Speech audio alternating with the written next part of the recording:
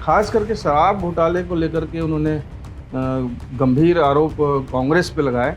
हजारों करोड़ रुपए का शराब घोटाला जरूर कर दिया है। कांग्रेस ने 10 दिन में केवल शराबबंदी की बात गंगा जल की कसम खा के की थी। गंगा जी की झूठी कसम खाने का पाप कांग्रेस ही कर सकती है। और कांग्रेस ने 10 दिन में घोषणा पत्र के अनुरूप किसानों का कर्ज भी माफ किया है और 2500 रुपए समर्थन मूल्य दे रहे हैं। छत्तीसगढ़ सबले बढ़िया वाला एक डायलॉग था जो अक्सर बड़े नेता बड़े जो लोग आते बाहर से ये लाइन जरूर बोलते। तो आज मोदी जी ने भी कहा छत्तीसगढ़ सबले बढ़िया। युवा ऊर्जा से भरा हुआ है और कहते भी हैं छत्तीसगढ़िया सबले बढ़िया।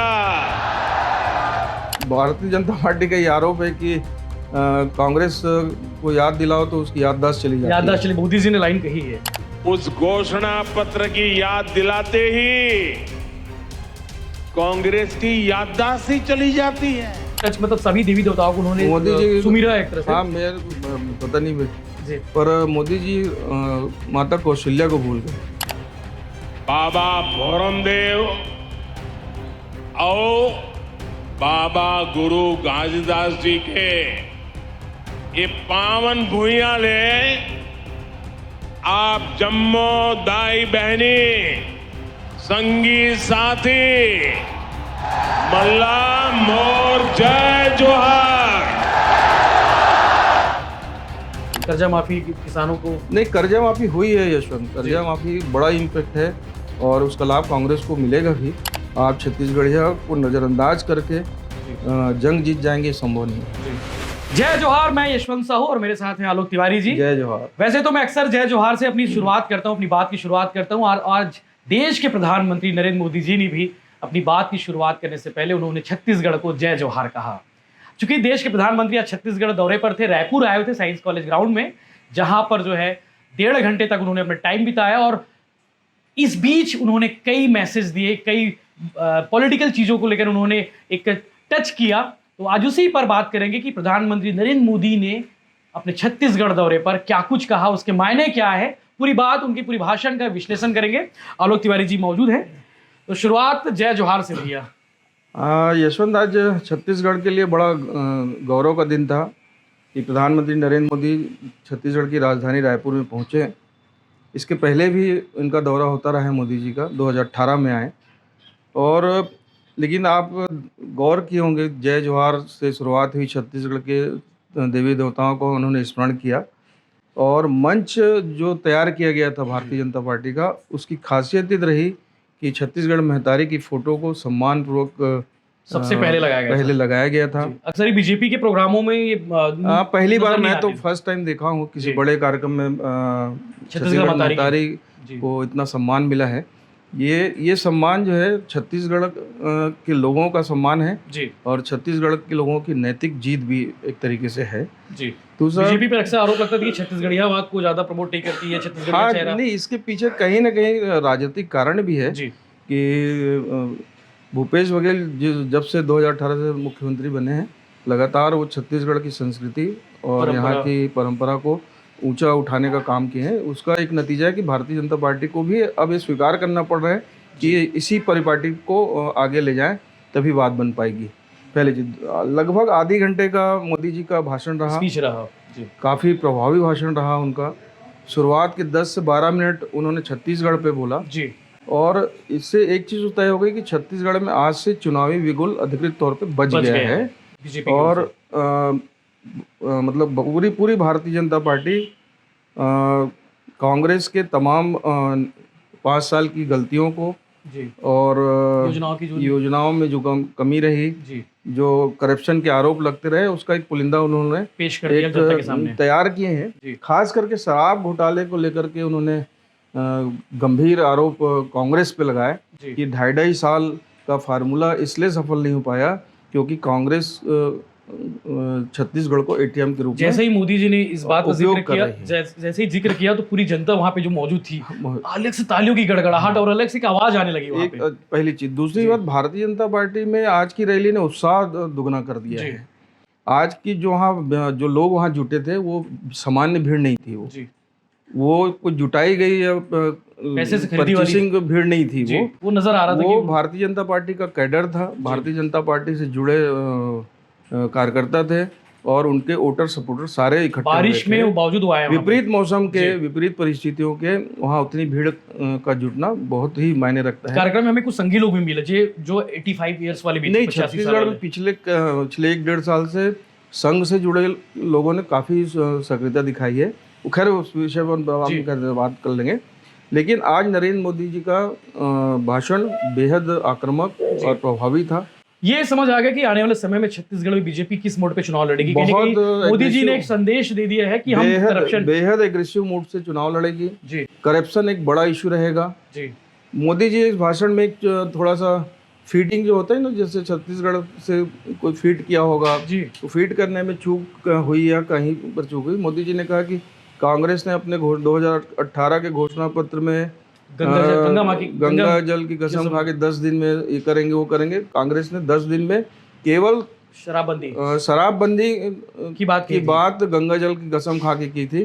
10 दिन में कर्ज माफी की बात किसानों से कांग्रेस के घोषणा पत्र में की गई थी, जन घोषणा पत्र में की गई थी। और कांग्रेस ने 10 दिन में घोषणा पत्र के अनुरूप किसानों का कर्ज भी माफ किया है और 2500 रुपए समर्थन मूल्य दे रहे हैं। ये थोड़ी चूक हुई मोदी जी से भाषण में चूक हुई। जी। दूसरा, मोदी जी ये बताने का पूरा प्रयास करते रहे किसान भी इस चुनाव में बड़ा इशू रहेगा। जी। किसान को बीजेपी इग्नोर कहीं नहीं कर रही है। मोदी जी ने बताने की कोशिश की कि 9 साल में 1 लाख करोड़ से अधिक की राशि हम किसानों को दिए हैं। अभी समर्थन मूल्य बढ़ाए हैं जी। और जो किसानों को जो समर्थन मूल्य सरकार दे रही है उसमें 80% राशि सेंट्रल गवर्नमेंट की होती है। ये मतलब मार्केटिंग उन्होंने आज अपने आप को, अपने प्रोडक्ट को बेचा है, अपने कामों को बताया कि भाई मैं किसानों के भी लगातार कर रहा हूँ। छत्तीसगढ़ से भूपेश बघेल नहीं मुख्यमंत्री, मैं भी हूँ जो आपके लिए कर रहा हूँ यहाँ पे, वो बोले। और उन्होंने बड़ा स्पष्ट किया कि कोई बख्शा नहीं जाएगा। हाँ, भ्रष्टाचार को लेकर बड़े कोयला घोटाला उन्होंने कहा, शराब कोयला घोटाला उन्होंने कहा कि जल जीवन मिशन में, धान पे भी उन्होंने कहा, धान घोटाला, तमाम तरीके घोटालों का जिक्र उन्होंने किया। युवाओं को लेकर भी उन्होंने कहा। युवा तो जान है छत्तीसगढ़ के, नया राज्य है, नए राज्य की उम्र भी अभी ज़्यादा नहीं हुई है और ये तो युवा अवस्था में है और इसकी प्रगति की कामना भी मोदी जी ने की। लेकिन मोदी जी को अपने भाषण में कुछ देना भी था। हाँ, वो लोग उम्मीद कर रहे थे कि कुछ बड़ा अनाउंसमेंट कर दें। जब प्रधानमंत्री आए हैं तो कुछ दे के जाएंगे, कुछ बड़ा। लेकिन 76,000 करोड़ का जो 7,600 करोड़ का जो विकास लोकार्पण किया, वो पहले का काम था तो उसका लोकार्पण हो गया। पर अभी भी छत्तीसगढ़ के लोग उनसे उम्मीद लगाए थे कि आए हैं तो कुछ बड़ा मिल जाए। जीएसटी का पैसा ही दे के चले जाएंगे। 5 साल से जीएसटी का 22,000 करोड़ रुपए छत्तीसगढ़ के हिस्से का केंद्र सरकार के पास बड़ी सौगात और अच्छी हो सकती थी जो कोयले की राइटी बची हुई है जी, कोई दिया जा सकता था। तो ये सब हो सकता है उसको अगले दौरे के लिए रखे हो कि अगस्त में दोबारा आने। हाँ, ये भी हो सकता है। अभी हमारे भिलाई में आईआईटी भिलाई का लोकार्पण होना है जी। दूसरा, मोदी जी ने मंच पे भी आप नजर, अरे बहुत गंभीर, बहुत विषय था। मंच ने आज एक संदेश दिया है कि सामूहिक नेतृत्व से भारतीय जनता पार्टी चुनाव लड़ेगी। कुर्सियां लगाई गई थी, बैठे भी, कुर्सी का भी सलीका था कि रमन सिंह, डॉक्टर सरोज पांडे, रमन सिंह, मोदी जी बीच में थे, अरुण साव, रमन सिंह, नितिन गडकरी जी और मनसुख जी जो आए थे वो, मंडाविया जी। और पीछे की लाइन में जो मतलब छत्तीसगढ़ में जितने गुट हम मानते हैं सुनते हैं जी, उस सारे गुट के लोगों को एक स्टेज में जगह दी गई थी। पहली बार ऐसा हुआ जब मोदी के कार्यक्रम में इतने सारे नेताओं को स्टेज में बैठने का मौका मिला। इससे पहले 40 नेता यहाँ अमित शाह जी के कार्यक्रम में बैठे थे। वो तो 40 नेता, बहुत खैर अमित शाह जी का कार्यक्रम था, लेकिन मोदी जी के कार्यक्रम में तो चुनिंदा लोगों को एहसान मिलता है जिनमें आज बहुत सारे नेताओं को अवसर मिला। तो सीधे सीधे पार्टी का संदेश है कि सामूहिक नेतृत्व चुनाव लड़ेंगे, एकजुट हो जाइए। अब समय जो है इलेक्शन का। इसके पीछे की कहानी अमित शाह कनेक्शन कुछ है जो लगातार इससे पहले अमित शाह को लेकर के 2 चीजें बड़ी स्पष्ट कर दें। लोग सवाल ये करते रहे कि मोदी जी के दौरे से पहले अमित शाह का दौरा कैसे, भी अचानक? वो अचानक नहीं था। इसके पीछे लोग जानना चाह रहे हैं कि क्या रीजन था। वही मैं बताने जा रहा हूं। कहानी वो नहीं आ पाई है। देश के गृह मंत्री अमित शाह छत्तीसगढ़ में रह करके मध्य प्रदेश और राजस्थान के चुनाव का भी यहीं से संचालन करेंगे। छत्तीसगढ़ उनके केंद्र रहेगा, सेंट्रल में रहेगा जी और छत्तीसगढ़ को वो अपना टारगेट बना चुके हैं। जी। और अमित शाह मोदी जी के कार्यक्रम कर नहीं आए थे, बल्कि अमित शाह हर महीने छत्तीसगढ़ में रहेंगे। उनके लिए रहने की व्यापक व्यवस्था भी राजधानी में हो रही है, ऐसा मेरे को पता चला है। जी तो हर महीने रहेंगे। अभी जब आए थे जी, रायपुर, जब मीटिंग उन्होंने सीनियर नेताओं के लिए, शाम को आए, अगली सुबह गए। अगली सुबह तो सीधे मोदी जी के घर गए वो, जी रायपुर से सीधे दिल्ली जाने के बाद। जी। तो पूरे देश भर के लगभग 100-200 विस्तारक 90 विधानसभा में घूम करके पिछले 4 महीने में रिपोर्ट भी तैयार किए थे। उस रिपोर्ट से अमित शाह जी को अवगत कराया गया। अमित शाह जी 100 दिन का कार्यक्रम पार्टी के नेताओं को दिए हैं। ये 100 दिन में अपने को इस शेड्यूल पे काम आने वाले करना 100 है। दिन में, नहीं कि चुनाव तक। और पहले हफ्ते का काम ये है कि अरुण साव जी जो प्रदेश अध्यक्ष हैं भाजपा के, उनसे कहा गया है कि आप जिन्हें 90 विधानसभा में 10 जो क्वेश्चन दिए हैं उनको आप फुलफिल करिए, फुलफिल करके आप एक हफ्ते में संभवतः 14 जुलाई को उनका दूसरा दौरा प्रस्तावित है अमित शाह जी का। अमित शाह जी का यही 14 जुलाई को। जी। तो 14 जुलाई को जब आएंगे तो वो 90 विधानसभा की एक रिपोर्ट फौरी तौर पे उनके पास जाएगी। अभी जो उस दिन डांट फटकार भी लगाया क्या किसी संगठन में? डांट फटकार नहीं, वो बड़े संतुष्ट रहे कि अभी जो नई बॉडी बनी है अरुण साव, नारायण चंदेल, इनके नेतृत्व में जो भाजपा काम कर रही है काफ़ी अच्छा कर रही है। उनको ये हिदायत जरूर दी गई कि सीनियर नेताओं को भी अपने साथ लेकर चलें, उनके मान सम्मान का ध्यान रखें और पार्टी के कार्यक्रम को विस्तार दें। ये उनका कार्यक्रम है। और अभी जो पार्टी सूत्रों से जो खबर आ रही है, भारतीय जनता पार्टी छत्तीसगढ़ में बेहतर स्थिति में आ चुकी, ये मानना है आलाकमान का। ये आलाकमान तक रिपोर्ट पहुंच गई है। ये पहुंच गई है। बहुत ही कांटे का मुकाबला है, ऐसा उनकी रिपोर्ट में है। 34-35 सीट वो जीता हुआ मानते हैं आज की तारीख में। आज की तारीख में जिन सीटों पे वो पिछले चुनाव में जीते, उन सीटों पे क्या स्थिति आगे बनेगी, इसको लेकर भी बेहद सतर्कता बरती जा रही है। कौन सा विधायक जीतने की स्थिति में, कौन हार जाएगा, रिपीट करना है कि नहीं, किसको टिकट देना, इस सब चीज़ को लेकर के बीजेपी बहुत फूक के कदम रख रही है, जिसका आने वाले समय में दूरगामी परिणाम बिल्कुल देखने को मिलेगा।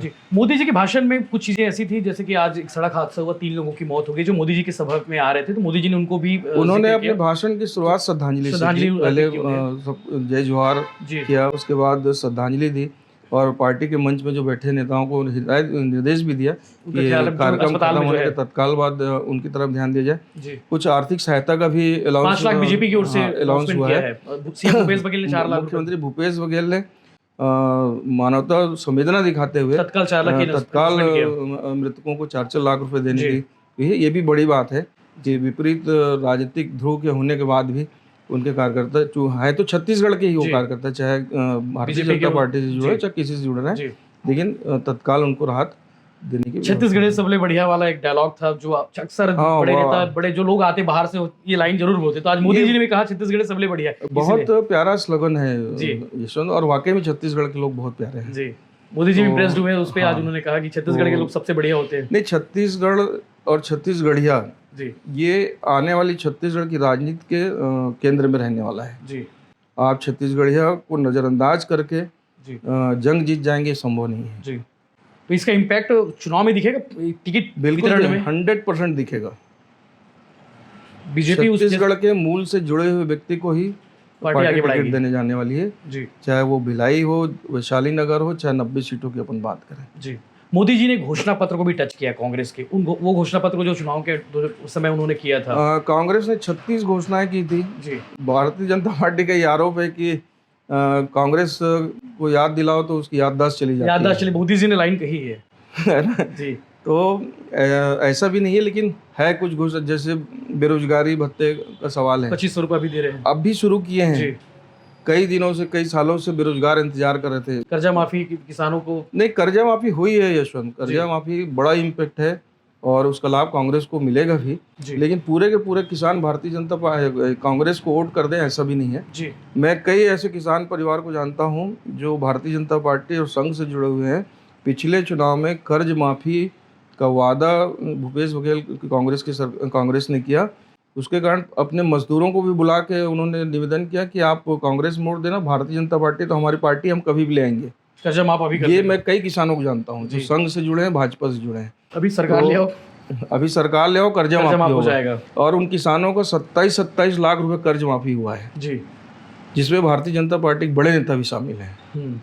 किसी दिन अपन लिस्ट लेके बैठ लिस्ट लेके बैठ जाएंगे, तो कांग्रेस ने भी जारी किया था। तो ये किसान बड़ा इशू है। मोदी जी ने किसी नेता का नाम नहीं लिया आज के मंच पे, चाहे वो नहीं, मोदी जी राहुल गांधी हो, चाहे भूपेश बघेल हो, नहीं, किसी का नाम नहीं लेकिन लिया। देखिए मोदी जी, लेकिन डायरेक्ट इशारा तो समझ ही आ मोदी जी रहा था। अब विश्व पटल पे स्थापित नाम है और वो किसी का नाम लें ये जरूरी नहीं है। जरूरी नहीं है। उनकी लड़ाई विचारधारा के साथ है, कांग्रेस की विचारधारा से उनकी लड़ाई, इसलिए वो कांग्रेस का उल्लेख की है। कांग्रेस हाँ, करते रहे वो। कांग्रेस मतलब छत्तीसगढ़ में कांग्रेस सरकार है, इसलिए छत्तीसगढ़, बिल्कुल। तो इसलिए नाम इसका इम्पैक्ट ग्राउंड पर जाएगा। बिल्कुल जाएगा जी, क्योंकि आज भीड़ जो थी, मतलब जो दावा भीड़ से नहीं, आप कार्यकर्ताओं को कितना रिचार्ज करते हैं। जी 2018 के बाद भारतीय जनता पार्टी का कार्यकर्ता घर बैठ गया था, जी। दुखी नहीं था। सरकार जाने का दुख भारतीय जनता पार्टी कार्यकर्ता को नहीं था, इसलिए नहीं था कि भारतीय जनता पार्टी कार्यकर्ता अंतिम जो रमन सिंह का जो 5 साल का कार्यकाल रहा, नौकरशाही से पीड़ित था। जी। उनके काम नहीं हो रहे थे, गिनती के लोग सत्ता में काबिज थे जो सत्ता को अपने हिसाब से चला रहे थे, इसलिए संगठन और कार्यकर्ता दरकिनार हो गए थे। और उसका दुष्परिणाम हार के रूप में, एक बड़े अंतर से हार के रूप में सामने आया था। और इन दो कार्यक्रमों से, अमित शाह जी के कार्यक्रम से, मोदी जी के कार्यक्रम से बीजेपी का कार्यकर्ता वापस रिचार्ज हुआ है। भारतीय जनता पार्टी की अभी जो कोशिश है यशवंत, केवल इतनी है कि 2018 में जो उसका कैडर उससे छूट के दूर गया था, वापस आ जाए, वो वापस आ जाए। जी। दूसरा, कांग्रेस ने सामूहिक नेतृत्व में चुनाव लड़ा था, तामध्वज साहू जी को अचानक टिकट दी। साहू समाज भारतीय जनता पार्टी का कोर वोटर माना जाता है, वो समाज दूर भागा। TS बाबा के कारण सरगुजा बस्तर गया, तो ये सब अब भ्रांतियाँ दूर हो गई है। जी। तो कोशिश ये है बीजेपी कि वापस सबको पाने की कोशिश कर रही है, वापस उसका कैडर आ जाए। जी। पिछड़े वर्ग का एक बड़ा वोट समूह जो साहू बिखरा समाज जो था, है, वो वापस आ जाए। बीजेपी उत्तर में फाइट में आपको दिखेगी। पिछला 2003 का पहला इलेक्शन याद कीजिए और 2018 का, पिछले बीते मतलब 2018 के चुनाव को छोड़ दें अपन, तो 3 चुनाव में 1.5% के वोट के अंतर से भारतीय जनता पार्टी की सरकार गई है। यहाँ नहीं बनी थी। जी, बनी थी, सॉरी जी, ज़्यादा अंतर नहीं था। 2018 के चुनाव में ये अंतर हो जाता है 10 से 12% का। तो भाजपा का कैडर बिखरा, वो समझ आ गया। भाजपा के सपोर्टर भाजपा से अलग हुए, जिसके कारण भाजपा की यहाँ से सरकार गई। तो वो कैसे भी वापस आ जाए, ये कोशिश में भाजपा लगी हुई है। अब कितनी सफल होगी आने वाला समय बताएं। मोदी जी जिस वक्त भाषण दे रहे थे, भाषण के बाद पूरा कार्यक्रम कंप्लीट हुआ, उतने में संगठन की ओर से एक नियुक्ति आई है। ये बड़ा नियुक्ति है, जिन राज्यों में चुनाव होने हैं वहाँ पे चुनाव प्रभारी, ये भारतीय जनता पार्टी की बेसिक तैयारी को दर्शाता है। छत्तीसगढ़ में उमाथुर जी जो प्रदेश प्रभारी हैं, उन्हें प्रदेश चुनाव प्रभारी बनाया गया, और डॉक्टर मनसुख मंडाविया जो केंद्रीय मंत्री हैं, उन्हें सह प्रभारी बनाया चुनाव के। इसके दोनों के कितना इम्पैक्ट पड़ेगा? ये बेसिक भारतीय जनता पार्टी की तैयारी का नतीजा है जी, कि मोदी जी की सभा खत्म जैसी समाप्त हुई, तत्काल लिस्ट उन्होंने जारी किया और भाजपा पूरी तरह चुनावी मोड में आ चुकी है। ओम माथुर जी काफ़ी लंबे समय से छत्तीसगढ़ में काम कर रहे हैं। अजय जामवाल, ओम माथुर जी, नितिन नवीन, इन तीनों चारों की टीम एक सहयोगी रूप में मनसुख लाल जी को भेजे। ये दोनों मोदी जी के बेहद करीबी विश्वास पात्रों में शामिल हैं। मतलब अमित शाह की और मोदी जी की जो टीम है उसके महत्वपूर्ण मेंबर हैं माथुर जी और मनसुख लाल जी। इसका इम्पैक्ट पड़ेगा, इसका सीधा पड़ेगा। मतलब टिकट वितरण पे भी इम्पैक्ट जाएगा। टिकट वितरण में तो जो अमित शाह चाहेंगे वही होगा।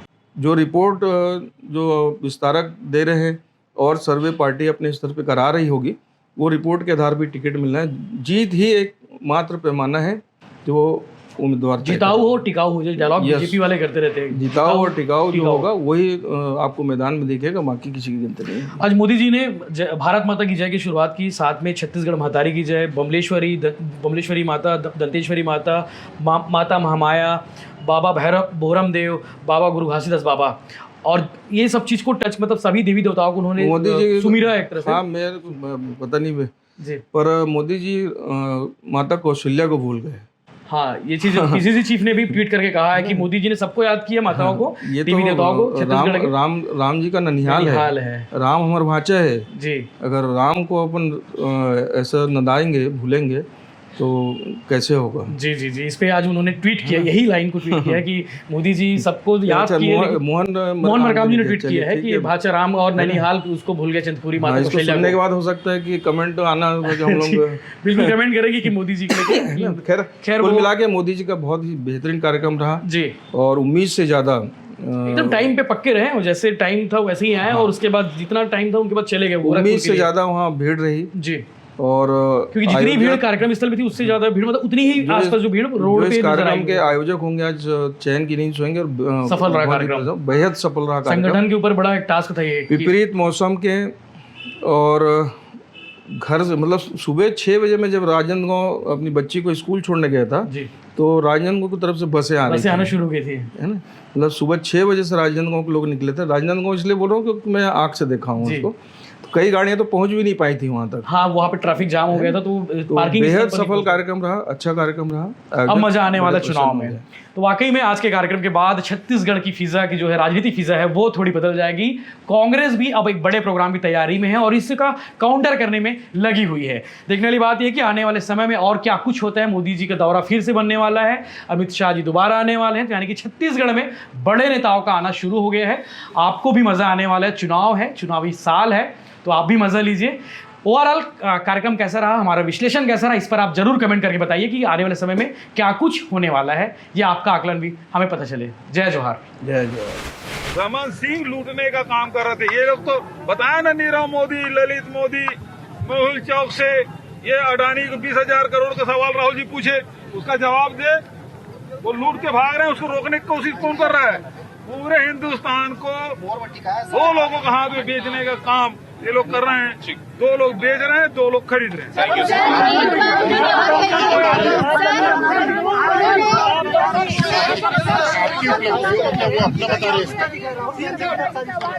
साजिश तो वो लोग कर रहे हैं, षड्यंत्र वो लोग कर रहे हैं, फर्जी तरह के फंसाने काम वो लोग कर रहे हैं, और आरोप हम पे लगा रहे हैं।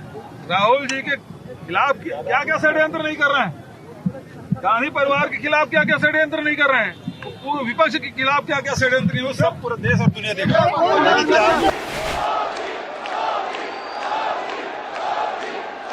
भारत माता की, भारत माता की,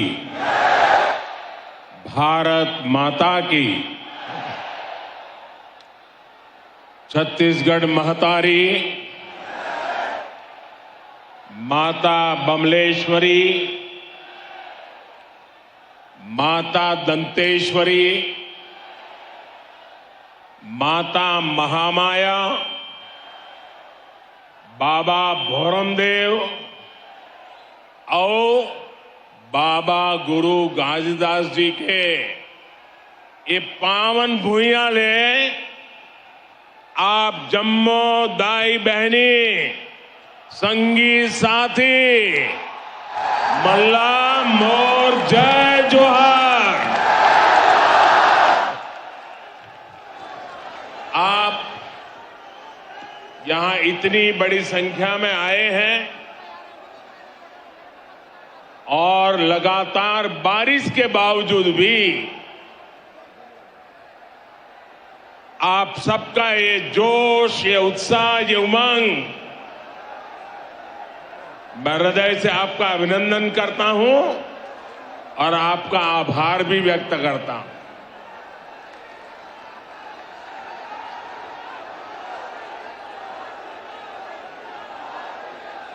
मुझे पता चला कि आज सुबह यहां रैली में आ रहे छत्तीसगढ़ के 3 संतानों, एक बस हादसे में उनकी दुखद मृत्यु हो गई। इस हादसे में कुछ लोग जख्मी भी हुए हैं।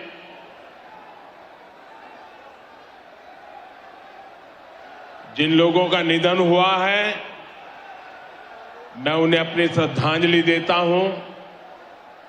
और जो लोग जख्मी हुए हैं उनके इलाज में भी हर संभव मदद की जा रही है। और इस कार्यक्रम के बाद पार्टी के हमारे सभी वरिष्ठ साथी भी इन परिजनों की आवश्यक चिंता जरूर करेंगे। जो लोग अस्पताल में हैं उनके जल्द स्वस्थ होने की मैं कामना करता हूं। साथियों, छत्तीसगढ़ वो राज्य है जिसके निर्माण में भाजपा की प्रमुख भूमिका रही है। भाजपा ही छत्तीसगढ़ के लोगों को समझती है, उनकी जरूरतों को जानती है। इसलिए आज दिल्ली से भाजपा सरकार छत्तीसगढ़ के तेज विकास के लिए पूरी ताकत लगा रही है। आज भी यहां के विकास के लिए 7,000 करोड़ रुपए से अधिक 7,000 करोड़ रुपए से अधिक इस काम का लोकार्पण या तो शिलान्यास हुआ है। इनमें रायपुर विशाखापट्टनम इकोनॉमिक कॉरिडोर भी शामिल है। ये सारी परियोजनाएं आपके जीवन से मुश्किलें कम करेगी, यहां रोजगार के हजारों नए मौके बनाएगी। भाइयों और बहनों, 2 साल बाद छत्तीसगढ़ के निर्माण के 25 साल होने जा रहे हैं। छत्तीसगढ़ युवा ऊर्जा से भरा हुआ है और कहते भी हैं, छत्तीसगढ़िया सबले बढ़िया। साथियों, अगले 25 साल छत्तीसगढ़ के विकास के लिए बहुत ही अहम है। लेकिन छत्तीसगढ़ के विकास के सामने एक बहुत बड़ा पंजा दीवार बन के खड़ा हो गया है। ये कांग्रेस का पंजा है। ये पंजा आपसे आपका हक छीन रहा है। कांग्रेस पंजे ने ठान लिया है कि वो छत्तीसगढ़ को लूट लूट करके बर्बाद कर देगा। साथियों, गंगा जी की झूठी कसम खाने का पाप कांग्रेस ही कर सकती है। याद कीजिए, गंगा जी को साक्षी मानकर इन्होंने एक घोषणा पत्र जारी किया था।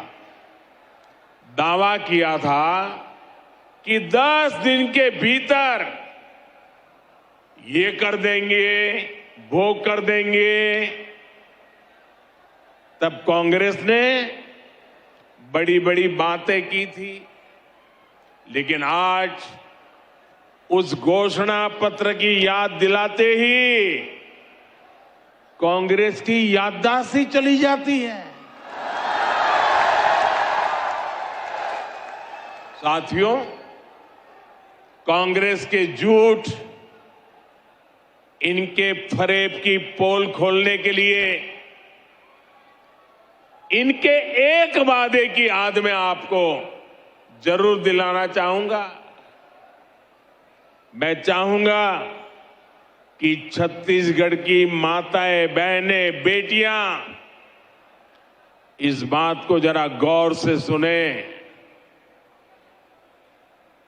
तब छत्तीसगढ़ से जो 36 वादे कांग्रेस ने किए थे, उन 36 वादों में से एक था कि राज्य में शराबबंदी लागू की जाएगी। कहा यह भी था कि जो अनुसूचित क्षेत्र है वहां ग्राम सभाओं को शराबबंदी का अधिकार दिया जाएगा। अब 5 साल होने को है और सच्चाई ये है कि कांग्रेस ने छत्तीसगढ़ में हजारों करोड़ रुपए का शराब घोटाला जरूर कर दिया है और इसकी पूरी जानकारी अखबारों में भरी पड़ी है। यानी कांग्रेस ने छत्तीसगढ़ की माताओं बहनों से धोखा किया, छत्तीसगढ़ से धोखा किया। साथियों, आरोप ये है कि ये जो कमीशन के पैसे उगाए जाते थे ये कांग्रेस पार्टी के खाते में गए हैं, इसलिए भली भांति की चर्चाएं यहां हो रही है। अब कहने वाले कहते हैं कि शराब घोटाले के पैसे की इसी मारामारी में यहां 2.5 साल मुख्यमंत्री पद वाला फॉर्मूला लागू नहीं हो पाया। छत्तीसगढ़ के मेरे भाइयों बहनों, आपको एक बात जरूर याद रखनी होगी। कांग्रेस पार्टी के लिए छत्तीसगढ़ एक एटीएम की तरह है। अब आप समझ पाएंगे कि आखिरकार बीते 3-4 वर्षों में जो चुनाव देश में हुए उसमें कांग्रेस अपने छत्तीसगढ़ के नेताओं को क्यों जिम्मेदारी देता था और घोटाले घपले के आरोप सिर्फ शराब तक ही सीमित नहीं है। यहां ऐसा कोई विभाग नहीं है, ऐसा कोई काम नहीं है जो संदेह के घेरे से बाहर है। Coal mafia, sand mafia, land mafia, न जाने कैसे कैसे माफिया यहां फल फूल रहे हैं। हर घर तक शुद्ध पेयजल पहुंचाने के अभियान, जल जीवन मिशन तक को इन्होंने नहीं छोड़ा। यहां सूबे के मुखिया से लेकर तमाम मंत्रियों और अधिकारियों तक पता नहीं कौन कितने लोग हैं जिन पर घोटाले के गंभीर से गंभीर आरोप लगते रहे। आज छत्तीसगढ़ सरकार कांग्रेस के करप्शन और कुशासन का मॉडल बन चुकी है। इसलिए ही आज छत्तीसगढ़ से चारों तरफ, हर कोने से, हर जुबान से एक ही आवाज उठ रही है, एक ही आवाज सुनाई दे रही है, एक ही आवाज गूंज रही है, बदलवो बदलवो। ये दारी कांग्रेस के सरकार ला बदलवो।